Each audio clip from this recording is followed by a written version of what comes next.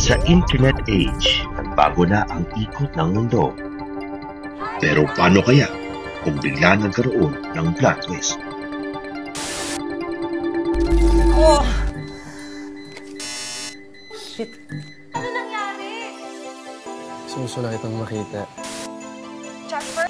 Hello, Jessica. Jasper? Philippine? You can't get there from here. You have to go to the airport. All flights are grounded until further notice. Follow me. Manila? Ito ba kasi nangyayari sa world? Ayan. Buong mundo, walang internet.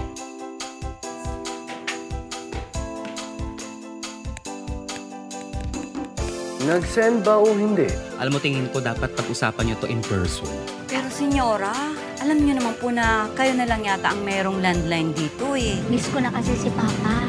Mag-isa lang kasi siya sa Pinas. Mami mo yung dahilan kung bakit uwing-uwi ka na. Masasabit kasi ako ng star ng Pasko. Guys, we need to get back online. Ito-drop na tayo as endorsers kung hindi natin ma-advertise to. Ang tawag sa kanya dito sa buong barangay, Senyora Sumpong.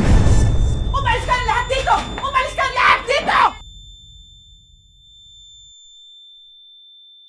Just because I'm moving out, it doesn't mean na hindi na tayo pamilya. Sana po matulungan niyo po ako na makontak po yung kuya ko, Nay. Teka, ikaw yung scammer na kumuha ng pera ko, ah. Pinagsisisihan ko talaga lahat ng ginawa ko, Father. Magpapatawad pa ba ako ni Lord?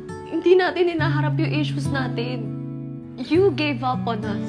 So ano mas masakit? Sana ngayong Pasko ay maalala mo pa rin ako. Hinahanap pag-ibig mo.